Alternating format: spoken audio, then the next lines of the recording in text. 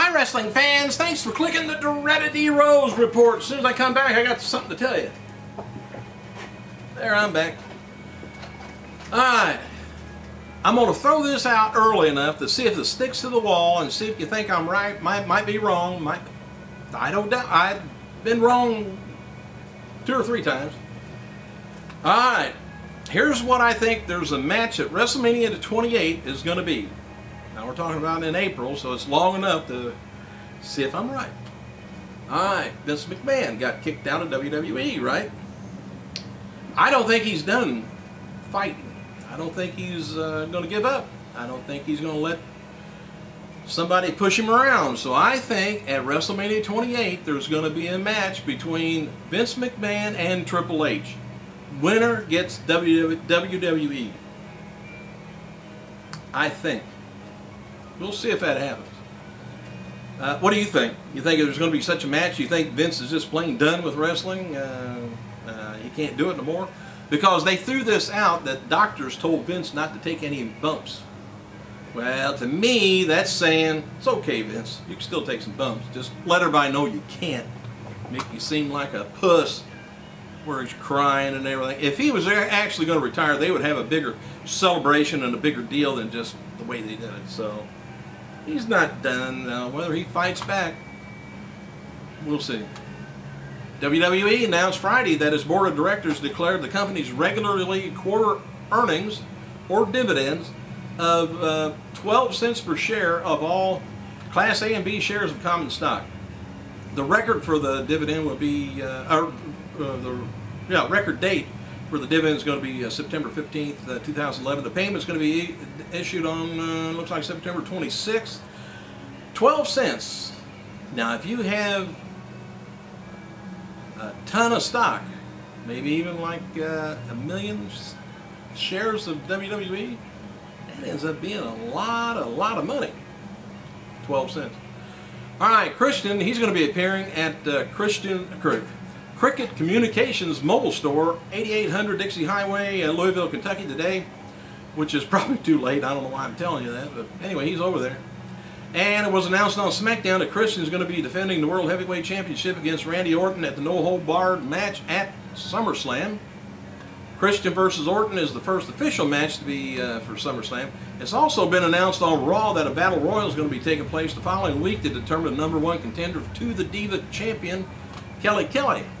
The winner will then challenge her at the pay-per-view event. And it's reported that earlier today that, well, I reported, I think a few days ago now, about Chyna canceled her scheduled appearance at the K&S WrestleFest taking place Saturday, August 27th at the Ramada Inn in Philadelphia, Pennsylvania. The former WWE World Women's Champion canceled a long advertised appearance in favor of going to Exotica, an adult entertainment expo taking place the very same day in Los Angeles, California, which I would have a hard time trying to figure out which one to go to myself. I think I know which one though. Anyway, Russ, get back where I'm at. Sheamus participated in a radio interview at Mix 106.1 in Philadelphia. They're going to be at the Wells Fargo Center, I believe. Anyway, the Celtic Warrior discussed his time on the road, and during which he also mentioned TNA. He says he recalls being signed to a developmental contract years ago along with other European talents such as Rob Terry, and points out later he went to TNA. Two-time world champion reveals personal goals in which wrestlers gave him advice early in his career. I wonder who advised him to be so white. WWE Studios Inside Out, which stars Triple H and Michael Rappaport, Posey Parker, Parker Posey, Bruce Dern. As noted earlier, we mentioned that there was a promotional poster out and around. The movie is going to be released in theaters on September 9th and available on Netflix, Blu-ray, and DVD in October. You can look on the internet for the picture of the poster. Alright, the movie's originally titled, you might have heard me talking about this, it was called Killing Karma a while back, and Triple H's role was originally planned for Batista, by the way. which decided to leave WWE, so he left his movie career behind for a while. Triple H stars as AJ, an ex-convict who's been locked up for 13 years for murdering his stepfather, and he was abusing his mother. This stepfather was. AJ comes home and must protect the family and his friend Jack, which is Rappaport, after an accidental shooting leads to the mafia coming for them.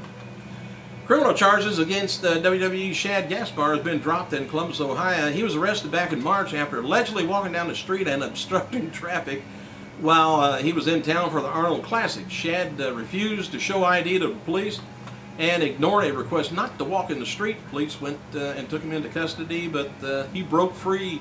At the time, Shad Gaspar was a big controversy online, and his wife took to Twitter and claimed it was racial profiling.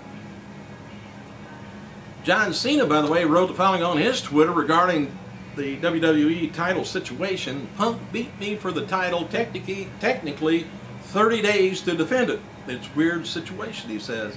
That's not my choice. I don't know what's going to be going on. Triple H has some explaining to do on Monday. Chris Jericho wrote the following about his new business venture. Proud to be a part of W. Derek Brooks and Chipper Jones of D1 Training Center opening in Tampa. Best in the U.S. Didn't say what it was. Alright, Goddard's, which I told you got in at TNA, told TNA's website, I feel absolutely privileged and exceptionally proud.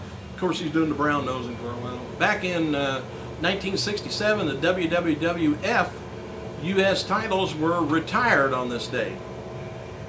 The final champion was Bruno Sammartino and Spyro Aaron. Alright, WWE diva Beth Phoenix, she's featured on the newest Art of Wrestling podcast with Colt Cabana. You can look for it at welovecolt.com or iTunes. Can't remember whether I told you the rest of this or not. Let me go on down here to the bottom. Let me see, WWF, let's see.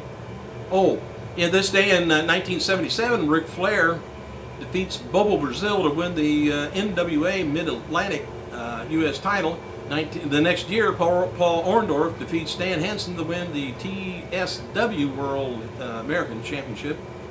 In 1979, on this day, Bruiser Brody defeats Mark Lewin to win the Texas Brass Knuckles title. Whew, it's been a rough fight. In 1988, Terry Gordy and Stan Hansen defeated Jumbo Tsuruta and Yoshika Yatsu, I don't know if you're familiar with him, to win the All Japan Pro Wrestling Unified World Tag Titles. In 1991, Awesome Kong defeats Jerry Lawler to win the USWA Unified World Heavyweight title. I don't know if that's been announced anywhere. Anyway, in 2002, on Raw, Chris Benoit defeats Rob Van Dam to win the WWE Intercontinental Championship. Also, the WWE Hardcore title was a 24/7 rule, sees a belt pass from Bradshaw to Johnny Stamboli to Tommy Dreamer in the same day. 2010, the NWA, the TNA Global title is renamed the TNA Television title by AJ Styles. Happy birthday to WCW World US Tag and Television Champion Scott Steiner. Actually, it was yesterday.